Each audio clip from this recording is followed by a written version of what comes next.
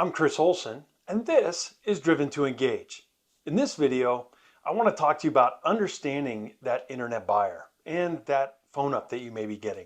So we have a little bit better understanding of what's motivating them to reach out to us this way rather than just walking into the dealership. So a lot of times we've been fed that customers that take this approach, whether it be filling out a form and submitting an internet lead or calling the dealership, that we want to handle them somehow differently. And really, in my opinion, I want to treat them with the same level of urgency that I do a customer who just walked in the dealership. Now, having said that, it doesn't mean I want to put them through a high pressure sales, process, but I want to earn the right to ask for the appointment. So to understand that, and so it imprints on everybody's mind who's listening to this video, is really understanding what's motivating them. Why did they do that rather than just walking in? And a lot of times people will say, well, they're shopping us, they want to save time, and they want to get the best price before they come into the dealership they buy from. And that may be the case. It certainly is for a certain percentage of the customers. But when you look at that internet pie, is divided up into a series of wedges. Some of them being grinders, some of them being laydowns, and some of them being customers in between who really aren't sure which way they are. The last thing that we want to do, though, is turn someone who would otherwise be a laydown into a grinder because we start the conversation the wrong way. But the experience that I've had over the years, taking turns from salespeople, from customers who are about to make that decision on where they're going to buy the car, time and again, I was reminded that it wasn't about the price, it was more about the experience. And so when we talk about building our value proposition, that's why we're so hard, why we push so hard on the experience as opposed to the price.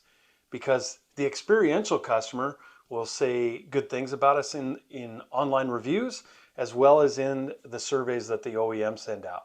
Not to mention the fact that they tend to be a little bit more profitable deal.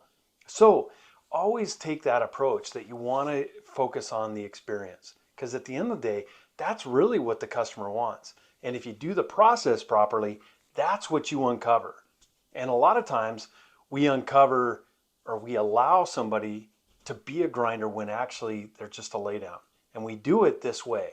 So a lot of times what happens is the salesperson gets that request.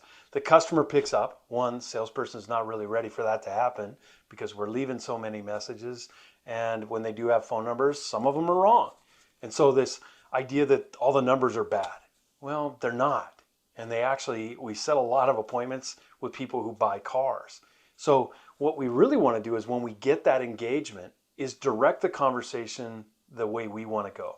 And what I will say is you want to watch the purpose video, because the purpose video gets into the word track that we want to maintain through that first engagement with the customer when we do get them to the phone. But one thing we don't want to do is take them down a path that we don't want them to go. And here's what we don't want to do. We don't want to start this conversation with, I just received your request and I wanted to see if I could answer any questions for you, because I can guarantee you what's coming next. It's going to be, what's your best price? And what's your best price is the same thing that they say, just different words. When they walk on the lot and you walk out to greet them and they say, we're just looking. It's the same thing. It's a defense mechanism. It's not their absolute driving force as to why they're there, or they're submitting an internet lead rather than calling us. It's just a defense mechanism, and we opened the door for it. So what we want to do is the purpose. So I would urge you, when you finish this video, jump over to the purpose, because the purpose is going to give you a simple word track to earn the right to ask for the appointment. So understanding that internet buyer really gets down to a few basic things. One, they're interviewing. They're trying to decide where they're going to buy the car from. Two, the phone is the number one way that internet buyers engage with us. Internet buyers, people who buy. Do you want to talk to internet leads, or do you want to talk to internet buyers? If you want to talk to internet leads, continue to email everybody and continue to get that week to 10-day email where they hit you back and say that they bought elsewhere. To get internet leads converted to internet buyers, you've got to be phone centric in your follow-up. It's just the facts. And if you're not built for that, totally get it. This may not be the path for you, but you can totally be successful just working the phone, being consistent. taking the mindset that I owe it to this customer to reach out to them before my competition does, because the experience I can provide is way better than what anybody else can provide. And if you take that mentality and live it and provide it for every one of your customers, there's nothing that will hold you back from being successful in this business. So take that approach. Be phone centric. Use text. Text messages are a great way to engage customers, but they aren't necessarily great for setting appointments. So, great engagement tool, earn the right to ask for the phone call. So maybe we have a couple back and forth. Hey, is it okay if we could jump on a quick phone call? Because I feel like we could discuss a lot of these things with a 5-minute phone conversation that would take us a couple hours on text. And a lot of times, just look at the last text communication that you had. When did it start and when did it end? And if you boiled that into a phone conversation, it was probably 5 minutes, right? So let's get off of text. Same thing with email. Email has a lower engagement rate and a lower conversion rate even still. People don't pay attention to their email inbox like they used to.